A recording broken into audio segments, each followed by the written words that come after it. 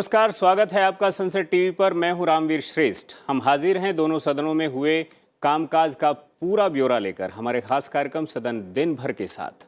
संसद के मौजूदा मानसून सत्र का आज समापन हो गया। दोनों सदनों की कार्यवाही अनिश्चितकाल के लिए स्थगित कर दी गई।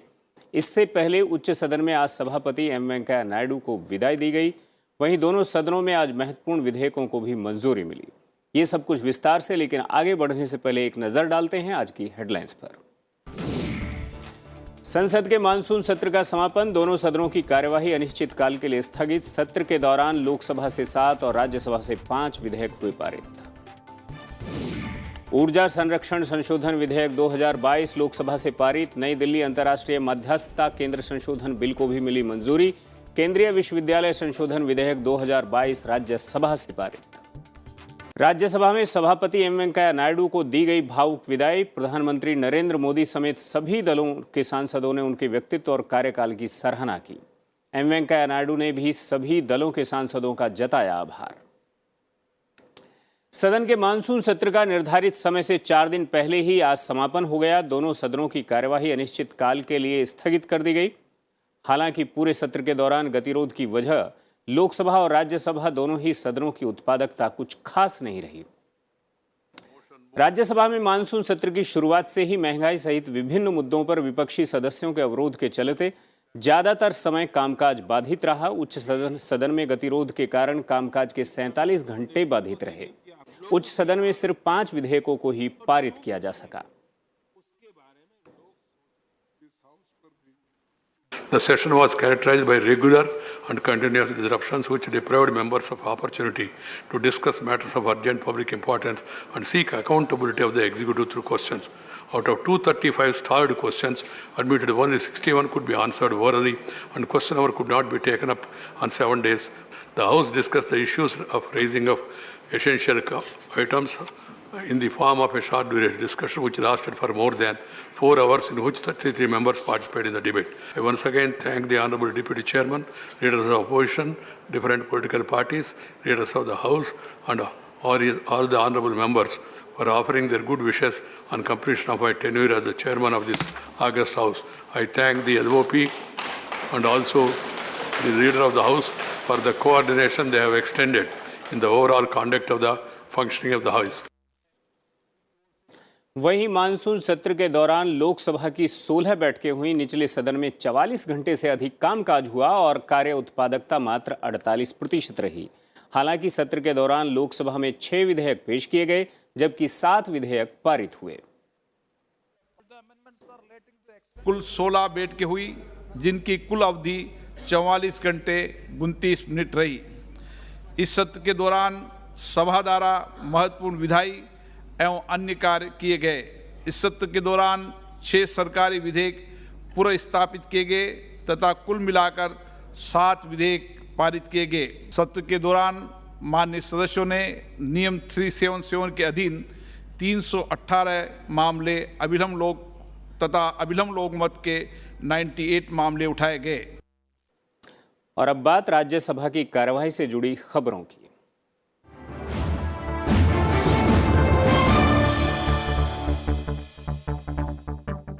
देश का उच्च सदन राज्यसभा आज कई भावुक पलों का गवाह बना। मौका था राज्यसभा सभापति एम वेंकैया नायडू को विदाई देने का।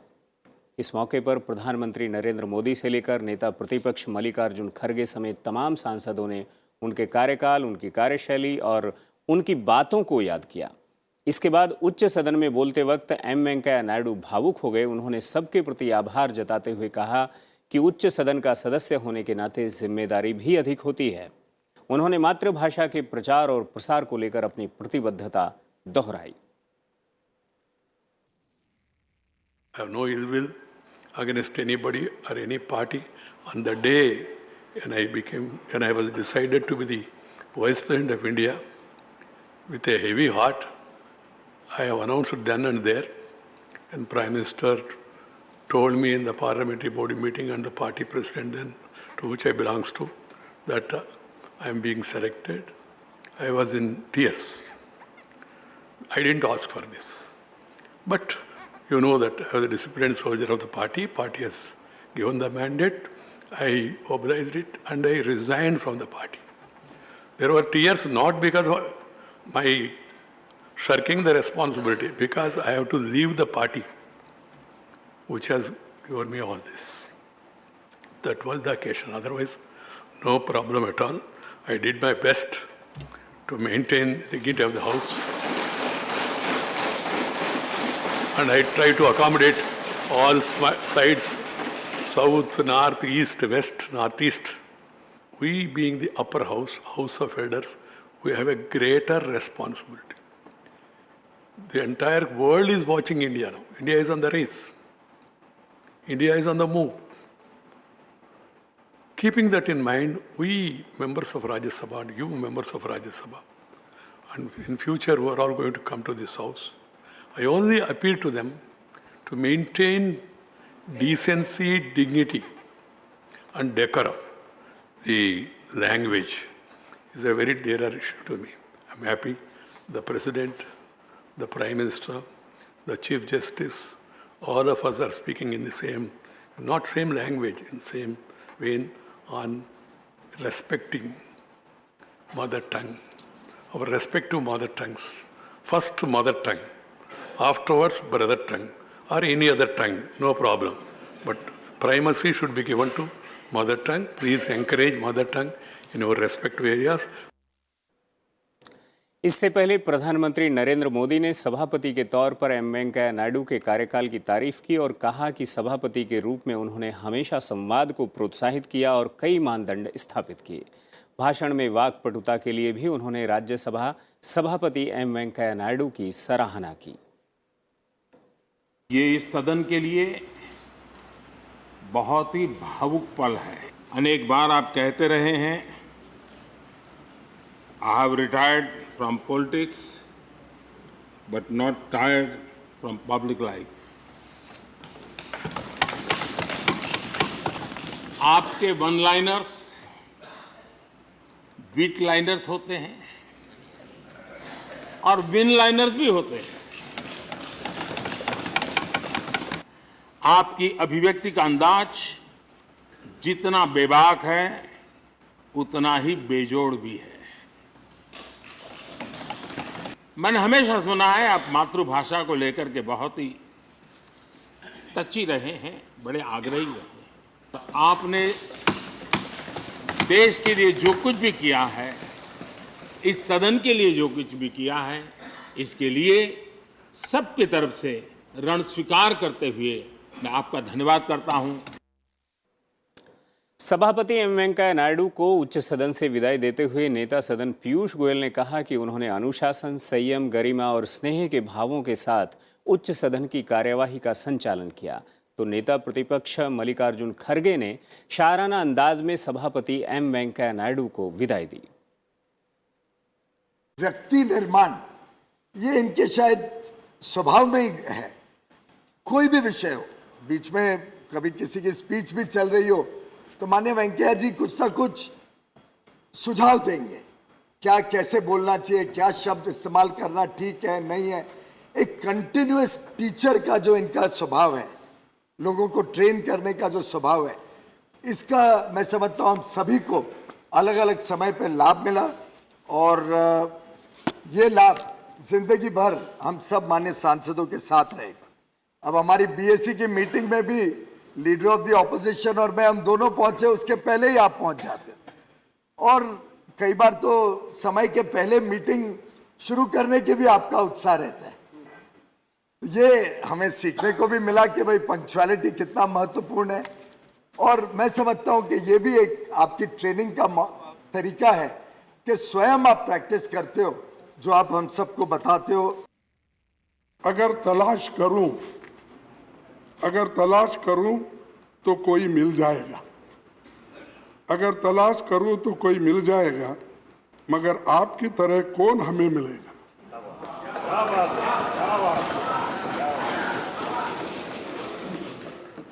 आपके साथ से यह मंजर रौनक जैसा है, आपके साथ से यह मंजर रौनक जैसा है, आपके बाद में मौसम बहुत सताएगा। कहाँ आंसुओं की ये सौगात होगी, कहाँ आंसुओं की ये सौगात होगी, नए लोग होंगे, नई बात होगी। चिरागों को आंखों में महफूज रखना, चिरागों को आंखों को महफूज रखना, बड़ी दूर तक रात ही रात होगी। मुसाफिर है हम भी मुसाफिर हो तुम भी, किसी न किसी मोड़ पर फिर मुलाकात होगी। धन्यवाद आप सभी को। उपसभापति हरिवंश ने कहा कि सभापति के तौर पर एम वेंकैया नायडू के सहयोग और मार्गदर्शन के बिना उनके लिए सदन संचालन कर पाना मुश्किल होता। उन्होंने कहा कि एम वेंकैया नायडू का संघर्ष आने वाली पीढ़ियों को हमेशा प्रेरित करता रहेगा।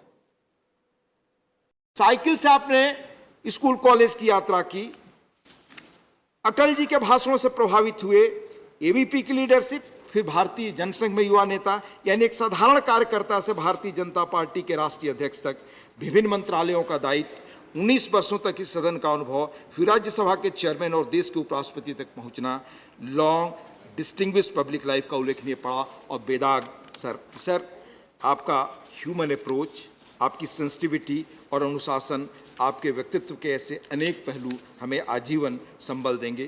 काशी विद्यापीठ के दीक्षांत समारोह में देश रत्न डॉक्टर भगवान दास ने 1925 में तैत्तिरीय उपनिषद का एक यादगार उल्लेख किया है। उसकी एक पंक्ति है, सर, कभी संशय हो कि यह काम अच्छा है या नहीं तो जो श्रेष्ठ जन आचरण करते हैं उनका अनुसरण करना। सर, ऐसे घड़ी में जब भी जहां द्वंद्व हो उसमें आपके बताए रास्ते हमें रास्ता दिखाएंगे। सर, अंत में राज्यसभा के 249वें सत्र के दौरान आपने कहा था, यह सीख हमें जब तक यहाँ हैं अवश्य जेहन में रहेगी। As the House of Elders, we need to lead by examples. It's a privilege that the people bestowed on us. The expectations are high, our responsibilities are onerous. We can ill afford to regret for the lost opportunities that we had. If we fail our people, we fail our nation. उच्च सदन से विदाई के दौरान जब TMC सांसद Derek O'Brien ने उनके ही बचपन की दास्तान सुनाई तो सभापति एम वेंकैया नायडू अपने आंसू नहीं रोक पाए। So one such family owned 8 pairs of bullocks. So good so far. But one day, one of these bullocks, and the bullock actually gorged a lady in the stomach. The lady was carrying a baby or a 1-year-old boy. Dropped the child, obviously. The lady was taken to the hospital and the lady passed away. And the child lost his mother at the age of 1. This is your story, sir, of an early loss. And from that early loss, you have done whatever you have done, which we can find in not only Wikipedia entries, but in a glorious career you have had. सभापति M Venkaiah Naidu को विदाई देते हुए सभी दलों के सदस्यों ने कहा कि उन्होंने सभी को साथ लेकर चलने की कोशिश की और उच्च सदन की गरिमा बनाए रखने के लिए हर संभव प्रयास किया। कि आज आप सारे प्रोटोकॉल से और सारे बंधनों से मुक्त हो रहे हैं, इसलिए आगे आने वाले समय में आप अपनी जो दृढ़ इच्छा शक्ति से स्वतंत्रता पूर्वक जो लोगों को संदेश दे सकते हों, चाहे यूनिवर्सिटीज़ में जाके जब भी जाएंगे आपको तो बुलाएंगे ही लोग, और आप अपनी बात कहने में बहुत सिद्धहस्त हैं ही, तो उसमें कोई बंधन न हो। देश के हित में, संविधान के हित में जब भी कुछ कहना पड़े, मैं ये उम्मीद करूंगा कि आप उसी तरीके से कहेंगे। आपकी जो ऊर्जा, आपकी जो एनर्जी, आपका जो देश प्रेम है, वो हम सब के लिए प्रेरणा स्रोत है और हम सबको प्रेरणा हमेशा देता रहेगा और हम सबको आपकी याद आती रहेगी। सभापति महोदय, आप हमें छोड़कर जा रहे हैं, फिर हम यहाँ क्या करेंगे?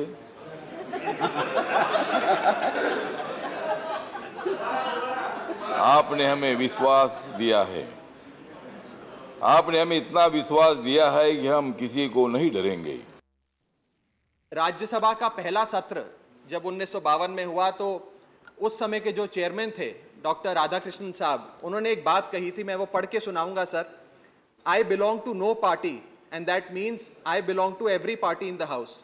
It shall be my endeavour to uphold the traditions, the highest traditions of parliamentary democracy and act towards every party with fairness, impartiality, with ill will to none and goodwill to all. आपने sir उस सारे शब्दों को सार्थक किया है।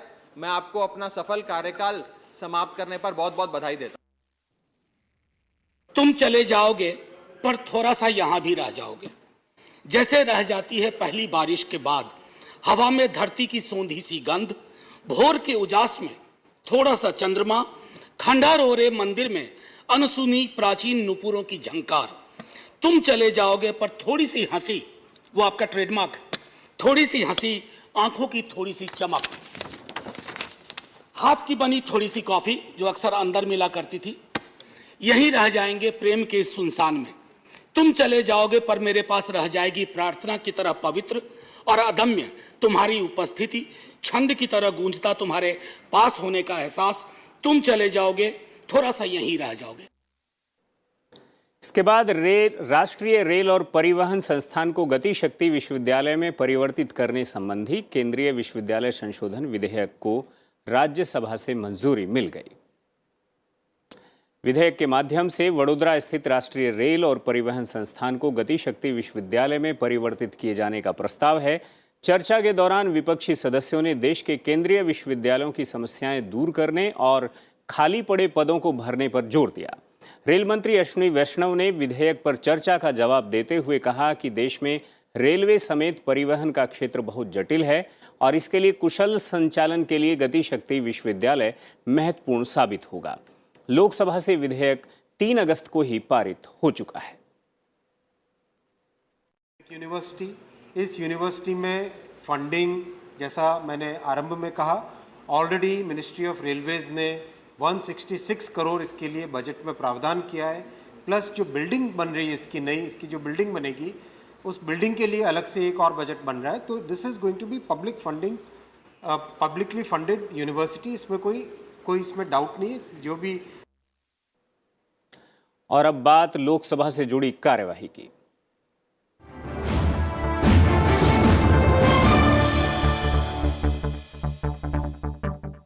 लोकसभा में कामकाज के लिहाज से आज का दिन शानदार रहा। सदन से 2 महत्वपूर्ण विधेयकों को मंजूरी मिली। ऊर्जा संरक्षण संशोधन विधेयक 2022 को लोकसभा ने आज पारित कर दिया।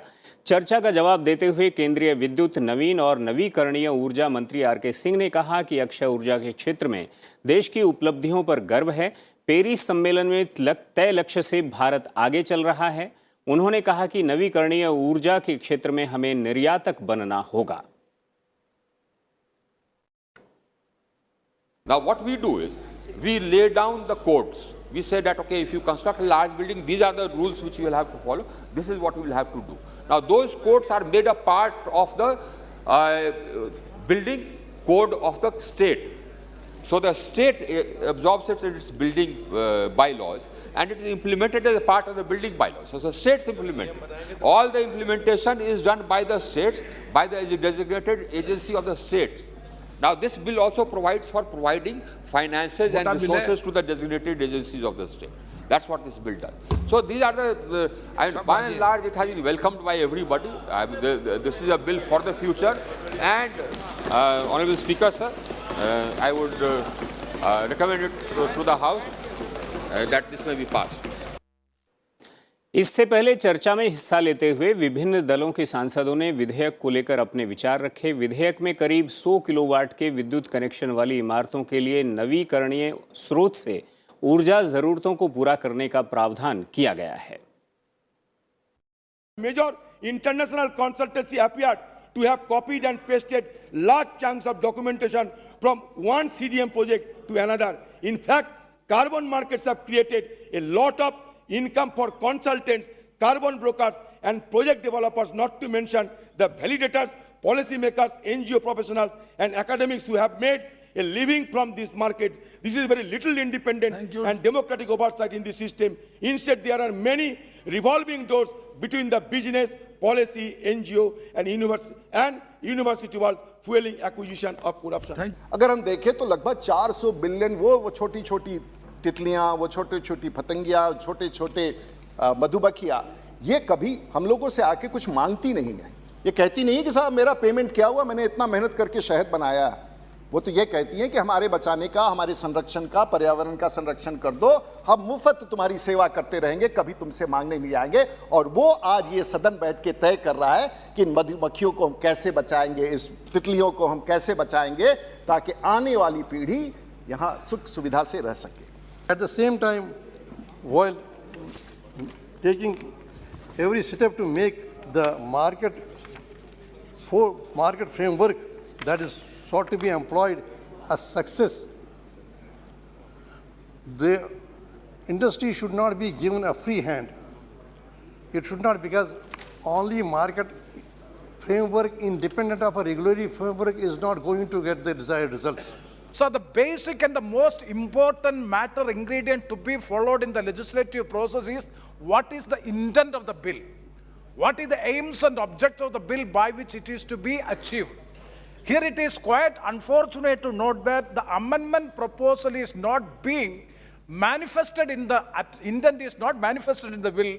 You see, sir, the original principle Energy Conservation Act of 2001, it was enacted to provide for the efficient use of energy and its conservation.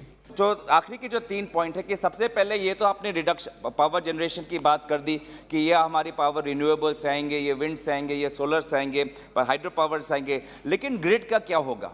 क्या आज हमने उस प्रकार के ग्रिड बनाए हैं जो हाइब्रिड मॉडल में चल पाए, जो ग्रिड थोड़ा हाइड्रो पावर से चला ले, जो ग्रिड थर्मल से चलाए, जो ग्रिड विंड से चलाए, सोलर से चलाए, इस प्रकार के ग्रिड्स पर क्या हमने रिसर्च किया है, क्या हमने इन्वेस्ट किया है, कहीं आपने पायलट किया है? क्योंकि अगर हम सिर्फ प्रोडक्शन करें और ट्रांसमिशन और डिस्ट्रीब्यूशन में ध्यान न दें तो ये सिर्फ आपका प्रोडक्शन में रह जाएगा। अनेकों ऊर्जा के जो नए स्रोत हैं, उन स्रोतों के माध्यम से देश के अंदर ऊर्जा का उत्पादन कैसे हो, उस उत्पादन का कमर्शियल उत्पाद हो, रेजिडेंशियल उत्पाद हो, कृषि क्षेत्र में हो, और न सिर्फ भारत की उपयोगिता को, आवश्यकता को पूरा करे, बल्कि विदेशों में निर्यात भी कैसे किया जा सकता है। और ऊर्जा के माध्यम से महोदय जी, मैं ये विश्वास करता हूं कि प्रधानमंत्री जी के नेतृत्व में भारत विश्व शक्ति बनने को और विश्व गुरु बनने की ओर आगे बढ़ेगा।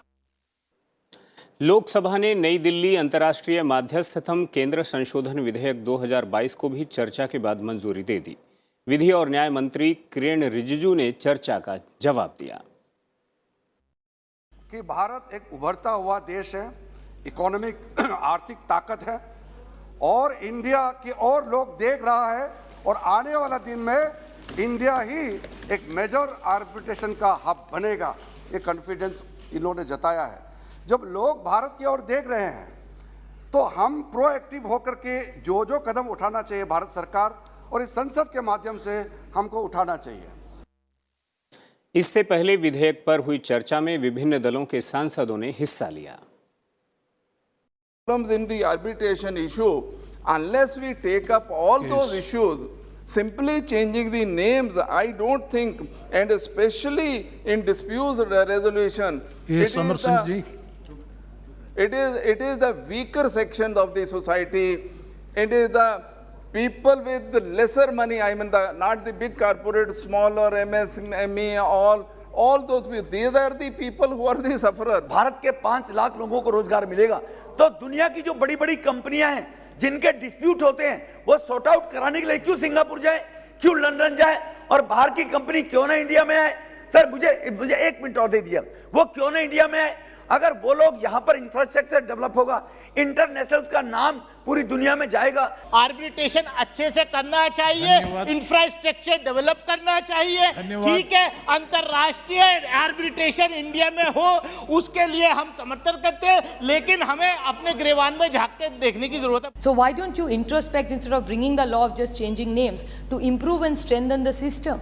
अपने गिरबान में झांक के देखो भैया, कुछ तो कम पड़ रहा है, इसीलिए तो सब जो जा रहे छोड़ के। It's very easy for all the jingoism that your government does, which is all wonderful. But if you are bringing an international center, your big boys, which are of this country, the big investors who you expect to be a part of this arbitration center, prefer Singapore, prefer India. So why are we wasting our time?